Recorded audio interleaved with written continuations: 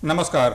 हमारे खास कार्यक्रम कोविड-19 और बाद की सावधानियां में आपका बहुत बहुत स्वागत है। भारत में कोरोना को आउटब्रेक हुए लगभग 8 महीने हो गए हैं। स्थिति पूरी तरह से और नियंत्रित नहीं की जा सकती है, लेकिन जो मरीजों की संख्या है, जो मौत की संख्या है, उससे आज की तारीख में यह निश्चित तौर पे कहा जा सकता है कि जो अभी भी और काम करने की ज़रूरत है। चीज़ें पूरी तरीके से नियंत्रित नहीं है, अभी भी हमें सावधानियां बरतने की ज़रूरत है। कहते हैं कि सावधानियां हटी, दुर्घटना घटी। उस स्थिति में, उस फेज में आज की तारीख में भी हम बने हुए हैं। कोरोना अपना लगातार ट्रेंड भी बदलता जा रहा है। जो चीज़ें पहले कही जाती थी कि इस उम्र में कोरोना नहीं होता है, इस उम्र में इम्यूनिटी कम होती है, लेकिन वैसे केसेस भी देखे जा रहे हैं कि जो कम उम्र में भी कोरोना लोगों को अपने चपेट में ले रहा है। किस ढंग की सावधानियां बरतनी चाहिए हमें, इन सभी विषयों पर बात करने के लिए आज हमारे बीच मेडिकल कॉलेज में मेडिसिन डिपार्टमेंट के वरीय प्रोफेसर और डॉक्टर सतीश कुमार सिंह हैं। हम डॉक्टर साहब आपका बहुत बहुत स्वागत करते हैं इस कार्यक्रम में। चर्चा की शुरुआत, आज जो हमारा विषय है, हम कोरोना को लेकर लगातार बात करते रहे हैं, अपने दर्शकों को इसके माध्यम से जागरूक करते रहे हैं। हमारा जो आज का विषय है कि जब कोरोना हो जाने के बाद, उसके बाद हमें किस ढंग की सावधानियां बरतनी चाहिए। कई बार ऐसा लगता है कि जो एक चीज़ें आ रही हैं, मेडिकली जो चीज़ें आ रही हैं कि कोरोना अगर हो गया उसके बाद नहीं होगा, हमारी बॉडी में एंटीबॉडी इस तरीके से बन जाती है, लेकिन ऐसे भी केसेस देखे गए हैं, दोबारा भी होता है। हम इस पर भी चर्चा करेंगे, लेकिन चर्चा की शुरुआत इससे करना चाहेंगे कि किस ढंग की सावधानियां हमें बरतनी चाहिए। कोरोना, जैसे आपने बताया कि 8 महीने से पूरे विश्व में है, भारत में भी 8 महीने से है। पहला केस केरल में 8 महीने पहले जनवरी में आया था, और उसके बाद से कल की तारीख में पूरे भारत में लगभग 80,000 केस आए, और मृत्यु भी 1,000 से अधिक हो रही है प्रतिदिन।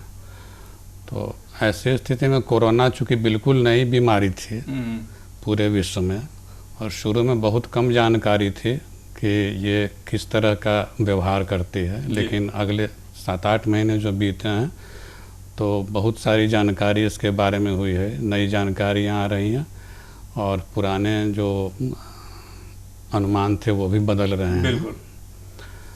कोरोना एक बार हो जाने पर, एक बार उसका अगर एक बार डायग्नोसिस हो गया, साबित हो गया कि कोरोना हुआ है, तो सबसे पहले तो जो निकटवर्ती केंद्र है कोरोना के चिकित्सा के, वहाँ संपर्क करना चाहिए। चुपचाप घर में बैठना उचित नहीं है, क्योंकि इससे आपका संक्रमण किस स्थिति का है, आगे क्या कुछ होने वाला है, उसकी जानकारी आपको नहीं है, चिकित्सक बता सकते हैं। दूसरा कि आप अगर दूसरों को नहीं बताते हैं और जो सावधानियां चिकित्सा को बताएंगे वो नहीं करते हैं, तो दूसरों को भी आप संक्रमित कर सकते हैं, परिवार के बाहर, परिवार में। इसलिए कोरोना हो तो पहला है कि जो निकटवर्ती केंद्र है वहाँ जरूर संपर्क करें जी। अब इसमें 3 तरह के रोग आते हैं कि एक तो बिल्कुल जो 85% लगभग हैं जिनको कोई खास लक्षण नहीं होता है, दूसरे आते हैं कि जिनको सामान्य से थोड़ा अधिक लक्षण है, और तीसरे गंभीर रोगी होते हैं जी। तो अभी जो हम लोगों के यहाँ जो नीति बनी हुई है कि जो सामान्य है उनको होम आइसोलेशन का विकल्प दिया जाए कि घर में, अगर उनके पास घर में अपने को आइसोलेट करने की व्यवस्था है तो घर में आइसोलेट होकर। अब इसमें सावधानियां जो रखनी है वो कि आप घर में किसी एक तरफ रहें जी, और लोगों से जितना कम मेल जोल करें, न करें तो बेहतर है। मास्क ज़रूर लगाएं, और घर के और लोग भी उस समय में मास्क का इस्तेमाल करें जी। आपका कमरा अलग हो, क्योंकि विषाणु जिस समय आपको रोग सक्रिय रहता है तो विषाणु शरीर के हर हिस्से से निकलता है, तो हो सके तो आपका टॉयलेट अगर रहे, अगर वैसा संभव नहीं है तो टॉयलेट की सफाई की पूरी व्यवस्था रहे। खाना पीना भी आपका संपर्क में आकर के कोई न दे, आप ऐसी व्यवस्था कर दें कि कोई आकर के आपके कमरे में या आपके कमरे के दरवाजे के पास रख दे, आप उसको खा लें, फिर कोशिश हो कि सफाई उसकी आप खुद ही कर दें। तो ये सामान्य का हो। आइसोलेशन का महत्व और मास्क का महत्व इसलिए है कि आप अपना ही बचाव नहीं करते हैं, दूसरे लोगों को भी आप संक्रमण से बचाते हैं। और हर घर में बड़े बुजुर्ग होते हैं। बड़े बुजुर्गों में कई तरह की बीमारी जैसे ब्लड प्रेशर, चीनी की बीमारी होती है, और धीरे धीरे अभी पता चल गया है कि जो बड़े उम्र के लोग हैं उनमें कोरोना के बाद का जो कॉम्प्लिकेशंस है जो वो ज़्यादा होता है। और वैसे लोगों में चीनी की बीमारी, ब्लड प्रेशर की बीमारी वगैरह भी ज़्यादा होती है अधिक उम्र में। तो इन लोगों में भी पाया गया है कि कोरोना ज़्यादा नुकसान करता है। तो उनको ही बचाने के लिए आवश्यक है कि आप अगर संक्रमित हैं तो बिल्कुल मास्क लगा करके और आइसोलेट होकर के रहें। दूसरे और तीसरे तरह के लोग अस्पताल में भर्ती होते हैं, जो कोरोना के लिए अस्पताल बनाया गया है। तो वहाँ तो चिकित्सक आपकी जो सावधानी है, जो सलाह है, जो चिकित्सा है करेंगे। कोरोना के समाप्त होने जो उसका मुख्य 12-14 दिन का समय है, जिसके बाद आप नेगेटिव हो जाते हैं या कुछ लोग पॉजिटिव रह जाते हैं कुछ समय तक, तो उसके बाद के समय की सावधानियां भी रखनी है। चूँकि देखा गया है कि कोरोना आम जो फ्लू है उससे अलग व्यवहार करता है जी। और कोरोना मुख्य रूप से फेफड़े को संक्रमित करता है। तो एक तो फेफड़े से संबंधित परेशानियां बाद के रहती हैं। उसके अलावा देखा गया है कि अब ये खून का थक्का बनाने की प्रवृत्ति को बढ़ा देता। अच्छा, क्लॉटिंग बढ़ जाती है। हाँ, कोगुलेशन की टेंडेंसी बढ़ जाती है, जिसके चलते और क्या कॉम्प्लिकेशंस होते हैं? अगर क्लॉटिंग लगातार बढ़ती चली जा रही है तो किस ढंग की परेशानियां और होती हैं? कोगुलेशन की टेंडेंसी बढ़ने से खून का थक्का शरीर में जहाँ तहाँ नलियों में बनने की संभावना रहती है। अगर ये थक्का हृदय की किसी धमनी में बन गया तो हृदयाघात हो सकता है, हार्ट अटैक हो सकता है। माथे की किसी धमनी में बंद हो गया तो पक्षाघात हो सकता है, स्ट्रोक हो जा सकता है। फेफड़े में किसी धमनी में, बड़ी धमनी में जम गया तो पल्मोनरी एम्बोलिज्म हम लोग कहते हैं। स्टेज पे ऐसा होता है? जैसे फर्स्ट स्टेज आपने बताया कि बड़ी माइल्ड होती है चीज़ें, होम आइसोलेशन में भी ठीक हो जाता है। सेकेंड की इंटेंसिटी थोड़ी सी बढ़ती है, तो ये जो है क्लॉटिंग की जो समस्या है ये सेकेंड या थर्ड स्टेज में होता है? देखिए, इसके लिए कुछ जांच हम लोग अब कराते हैं, जो जिसको हम लोग बायोलॉजिकल मार्कर आजकल कह रहे हैं। जी जी। कुछ निश्चित जांच है जो कराए जाते हैं, जिनमें IL-6 है, डी डाइमर है, इस तरह की जांच है। 5-6 मेडिकल जांच है जिसको कराते हैं, जिससे तय होता है कि किन लोगों में खून का थक्का बनने की संभावना ज़्यादा है। उनके लिए अलग से कुछ दवाइयाँ हैं जो चिकित्सा के दौरान दी जाती हैं, और फिर से उनका जांच करके देखा जाता है कि वो खून का थक्का बनने की संभावना घट रही है या नहीं घट रही है। और उन लोगों को जिस समय हम रिलीज करते हैं वहाँ से, उस समय भी अभी तक तो गाइडलाइन में नहीं है निर्धारित, लेकिन हो सकता है आने वाले समय में आवे। खून का थक्का बनने की संभावना कम करने वाली दवाएं दी जाती हैं। खास ऐसा कैसा लगता है कि सर जो पहले से कोलेस्ट्रोल जिसका अधिक हो या कुछ ऐसे लक्षण या कुछ ऐसी परेशानियां पहले से उसको है, जो खून जमने या खून का थक्का बनने का, अगर उस व्यक्ति को कोरोना होता है तो वो तेज, और वो बीमारी तेज हो जाती है। हाँ, उन लोगों में रिस्क और ज़्यादा उन लोगों में आगे पक्षाघात या हृदयाघात होने की संभावना और ज़्यादा हो जाती है। तो उन लोगों में जो दवाइयाँ पहले से चल रही हैं खून को पतला करने के लिए, कुछ दवाएँ उनको ज़रूर चलाना चाहिए, और डॉक्टर से सलाह उस संबंध में उनको हमेशा लेते रहना चाहिए। तो एक तो हो गया कि खून में थक्का बनने की संभावना बढ़ जाती है, तो उससे संबंधित दवाइयाँ और सलाह डॉक्टर से ज़रूर लेकर के चलाना चाहिए। फेफड़े में कुछ दवाइयाँ चलने से और कुछ फेफड़े की जो मूल रूप से कोरोना फेफड़े को संक्रमित करता है, तो फेफड़े का जो मूल काम है ऑक्सीजन को के प्रवाह को, हवा से ऑक्सीजन को खून तक पहुंचाना। तो कोरोना होने में यह खून में ऑक्सीजन जाने की प्रक्रिया फेफड़े से कम हो जाती है। फेफड़े में सूजन होने से मूल रूप से कोरोना वहीं पर प्रभावित करता है। तो इस स्थिति में अगर इन्फेक्शन हो जाता है तो ऑक्सीजन का शरीर में जाना और भी कम हो जाएगा। और कुछ दवाइयाँ चलती हैं, और खुद कोरोना के चलते भी फेफड़े में इन्फेक्शन की संभावना कोरोना होने के बाद बनी रहती है। कुछ चिकित्सा की दवाइयाँ जो दी जाती हैं उसके चलते, और कुछ जो शरीर का कमजोरियां हैं बीमारी के बाद उसके चलते। तो इसके लिए जो वहाँ से चिकित्सा के बाद घर पर आने पर भी उनको संक्रमण से बचने का कोशिश करना चाहिए, जिसके लिए फिर से मास्क लगाना कहा जाएगा, इन्फेक्शन से, और भी अपने को सार्वजनिक स्थान पर जाने से बचाना, कोशिश करना कि इन्फेक्शन का जो भी सोर्स है उससे बचे, क्योंकि सेकेंडरी इन्फेक्शन होने पर फिर उसको मैनेज करने में, ठीक करने में ज़्यादा परेशानी। जी कोरोना को लेकर सर जो सबसे गंभीर चीज़ें निकल कर आती हैं कि ऑक्सीजन की मात्रा शरीर में कम हो जाती है, और जैसा आपने बताया कि जो कई बार ऐसा होता है कि जो लक्षण दिखते नहीं है, पता नहीं चल पाता है, और हो सकता है वो एडवांस स्टेज में पेशेंट आ जाता है। तो अगर कोई ऐसा पेशेंट हो जो डॉक्टर तक उस समय तक उसकी पहुंच नहीं हो पाई हो, और तो कैसे वो फील कर पाता है कि हमें ऑक्सीजन की कमी, एक तो सांस लेने में हो सकता है प्रॉब्लम हो रही हो, और क्या ऐसे लक्षण होते हैं जिससे वो ये महसूस करे कि ऑक्सीजन की मात्रा घट रही है, हमें तुरंत डॉक्टर के पास जाना चाहिए? देखिए, इसमें दो तरह की चीज़ें सामने आई हैं। एक तो जब बीमारी होगी तो शरीर में ऑक्सीजन का सैचुरेशन कम होगा जी, तो सांस की प्रक्रिया बढ़ जाएगी, और जो जिससे आप कह सकते हैं कि भीड़ वाली जगह में जो दम घुटने जैसा लगता है उस तरह का महसूस होगा।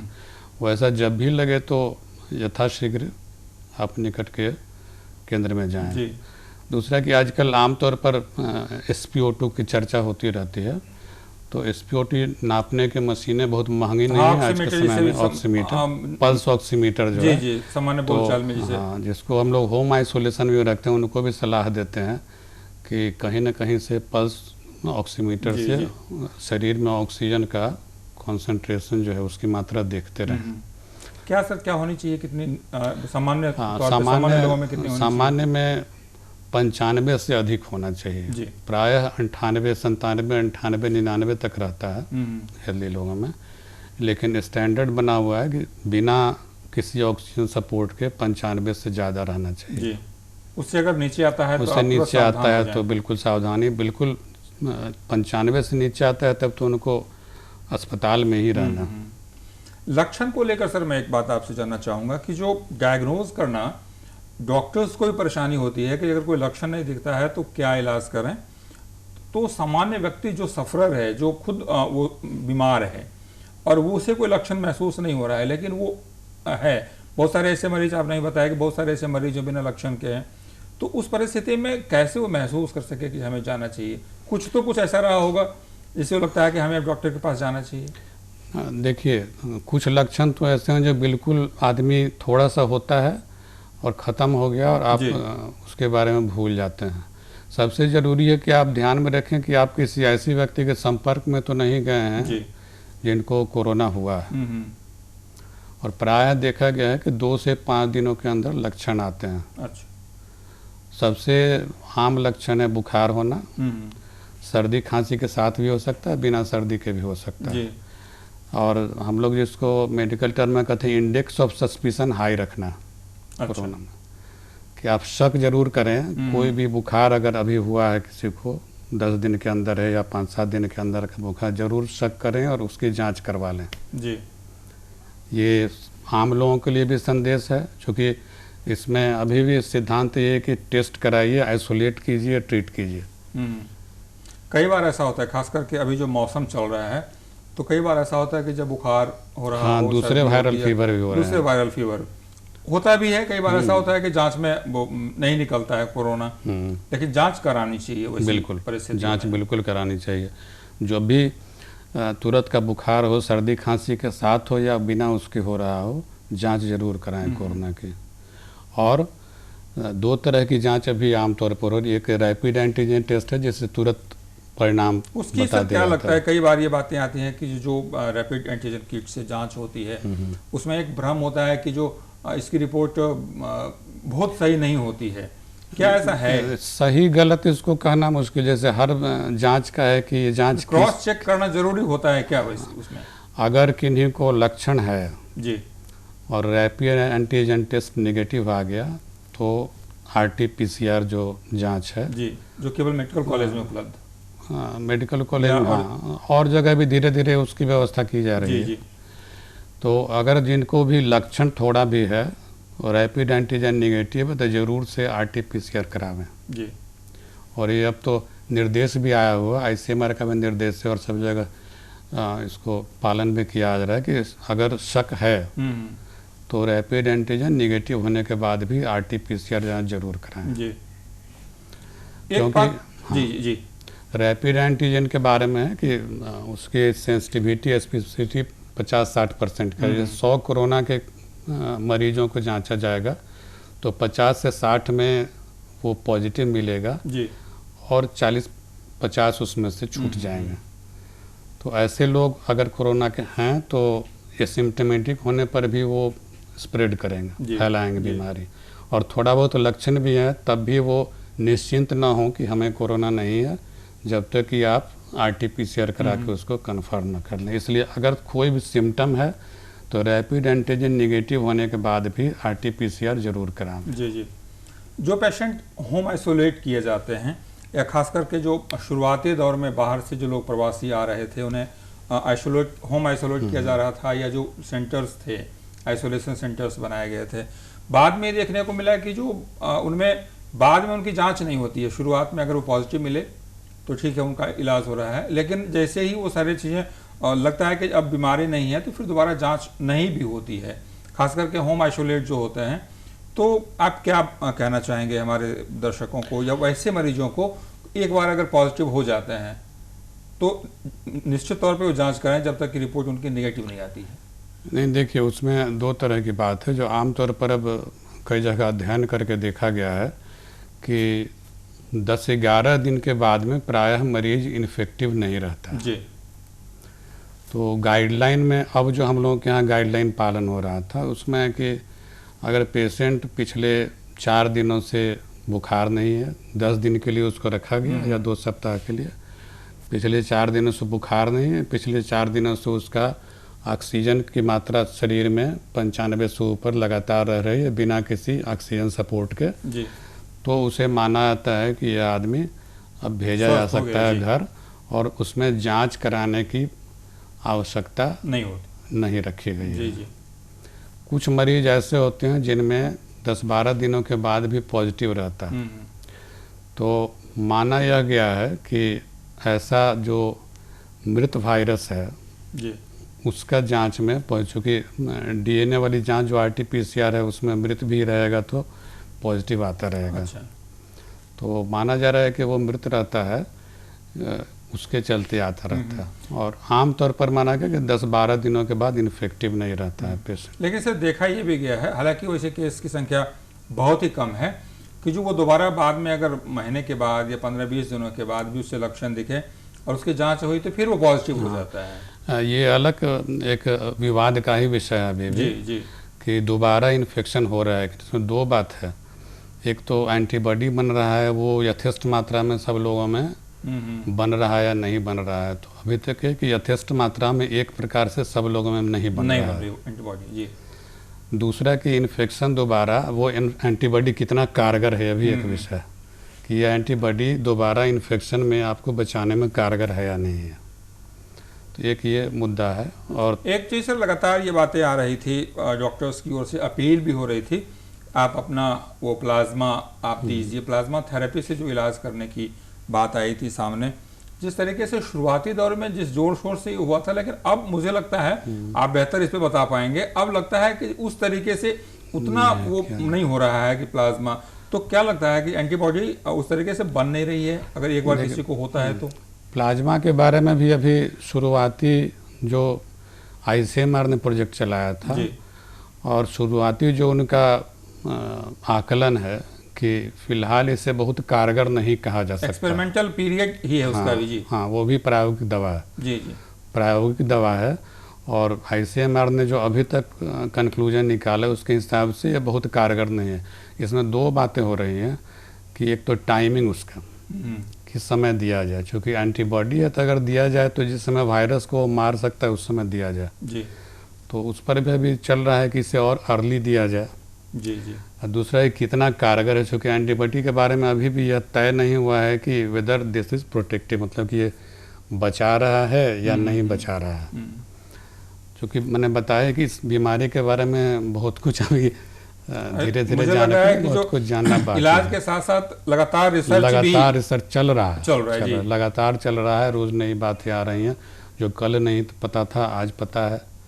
जैसे शुरू में कहा जाता था कि बिल्कुल सरफेस पर छूने से बचिए जी, तो अब निकल कर के आया है कि जो आम तौर पर सरफेस वाला है वो उतना महत्वपूर्ण नहीं है। सफाई ज़रूरी है, खास करके वहाँ जहाँ पर बहुत लोग आते जाते हैं, लेकिन एकदम एब्सोल्यूट जो था उस तरह का नहीं है। मुख्य रूप से आँख नाक और मुंह से ज़्यादातर ही जाता है। बाहर जाते हैं तो सफाई रखिए, हाथ वगैरह धोते रहिए। जी, हॉस्पिटल्स में तो ग्लव्स वगैरह यूज़ करते हैं। जब से ये आउटब्रेक हुआ है सर कोरोना का, पिछले 8 महीने पहले से या 8 महीने तक, तो कोरोना ने भी अपना चरित्र लगातार बदल रहा है। पहले ये बातें हुई थी कि जो इसका ये ट्रेंड है, फिर उसको चीज़ें बदली, बीच में ये बातें रिसर्च या फिर जो केस स्टडी के आधार पर चीज़ें की गई थी कि जो कम उम्र में ये आमतौर पे नहीं होता है। टेम्परेचर को लेकर लगातार ये बातें की गई थी, लेकिन वो सारी चीज़ें कयास वो फेल हो गए। गर्मी में भी देखा गया कि जो उसकी संख्या, उसकी इंटेंसिटी उतनी रही। मौसम में जो नमी रही, टेम्परेचर घटा, फिर भी उसकी इंटेंसिटी उतनी रही। तो क्या लगता है कि जो किसी भ्रम में नहीं रहना चाहिए, बिल्कुल किसी भ्रम में नहीं रहना चाहिए। और ये ठीक है कि एक मीडियम मतलब कि एक मध्य का देखा गया है कि 50 से अधिक के लोगों में रिस्क ज़्यादा है, डेथ रेट ज़्यादा है, लेकिन इसके दोनों तरफ एक और 80-85 उम्र के लोग भी पूरी तरह से ठीक हो गए हैं। जिनको डायबिटीज़ था, जिनको ब्लड प्रेशर था, वो भी ठीक हो गए हैं। और दूसरी ओर बिल्कुल 25, 30, 35 बरस के पहले सर आपके मेडिकल कॉलेज में सबसे ज़्यादा 22 साल की एक लड़की का ये कहीं ना कहीं बड़ी चौंकाने वाली चीज़ें हैं कि जो भाई चिकित्सक, बहुत सारे चिकित्सक आप लोग समाचारों में देखते हैं, स्वस्थ लोग 30, 35, 40 बरस की उम्र में उन लोगों की मृत्यु कोरोना से हो गई है जी। तो ये अभी कहना बहुत मुश्किल है कि ये खास इसी उम्र में, ठीक है उस उम्र में ज़्यादा है, लेकिन इसके दोनों तरफ बहुत ज़्यादा वेरिएशन है। कम उम्र के स्वस्थ लोग भी इसमें बहुत परेशानी में पड़ जा रहे हैं, और अधिक उम्र के लोग भी जिनको कुछ कुछ बीमारियां भी वो भी निकल आ रहे हैं। तो अभी बहुत कुछ जानना बाकी है इसमें कि वो कौन से तत्व हैं जो उनको बचा रहे हैं और बिल्कुल कम उम्र के लोगों को भी परेशान कर रहे हैं। एक चीज़ सर जो सामान्य तौर पे हर व्यक्ति को करना चाहिए, अगर वो नहीं है होने के बाद भी गर्म पानी लगातार ही हो रहा है कि गर्म पानी में नींबू डाल के आप वो भी इस्तेमाल करें। बतौर चिकित्सक आप इस ढंग की कोई सलाह आप देना चाहेंगे लोगों को कि अगर आप नहीं हैं फिर भी आप इसका सेवन करें, दवा के पहले, दवा में आपको जाने की ज़रूरत ना हो, इस ढंग की चीज़ों का इस्तेमाल आप करते रहें अपने दैनिक जीवन में? देखिए मेडिकली इसके बारे में तो कुछ कहना मुश्किल है जी, लेकिन एक चीज़ है कि इम्यूनिटी आपकी ठीक रहे तो कोई भी बाहरी संक्रमण से आपको बचाव में फ़ायदा मिलता है जी, मदद मिलती है। इम्यूनिटी आपकी अच्छी रहे, इम्यूनिटी अच्छी रहने के लिए अच्छा खाना खाइए, अच्छा पानी पीजिए, तनाव से मुक्त रहिए, तो शरीर में इससे इम्यूनिटी बढ़ती है। कुछ दवाएं या कुछ हम लोगों के यहाँ जो पुराने समय से उपयोग करते हैं भोजन का तत्व है, उनका इस्तेमाल भी कुछ लोग करते हैं, लेकिन इसमें थोड़ी सावधानी ज़रूरी है कि ऐसा नहीं है कि आयुर्वेदिक दवाएं नुकसान न कर सकती हैं। अच्छा, ये भी चीज़ें हैं कि आयुर्वेद का कोई इफेक्ट नहीं होता है, साइड इफेक्ट नहीं होता है, नुकसान नहीं करती है। इस भ्रम में नहीं रहना चाहिए। ढेर सारी दवाएं, चूँकि बहुत सारी केमिकल दवाएं तो उसमें से निकल के आते हैं, उनसे नुकसान भी हो सकता है। लबो-लुबाब ये है कि कोरोना से अभी आपको लड़ना पड़ेगा, लेकिन हमें सावधानियां निश्चित तौर पे बरतनी चाहिए। अगर लड़ाई सही तरीके से लड़नी है, कोरोना को भगाना है, कोरोना से बचना है, तो जो सावधानियां हैं, जो मेडिकल साइंस हमें बताती हैं, चिकित्सकों के माध्यम से जो चीज़ें छनकर आती हैं, अगर आप उसका पालन करते हैं तो आप खुद भी निश्चित तौर पे कोरोना से बचे रहेंगे और आप अपने आसपास के लोगों को भी बचाए रखेंगे। डॉक्टर साहब, आपने बहुत महत्वपूर्ण जानकारियाँ दी, आपका बहुत बहुत धन्यवाद। नमस्कार।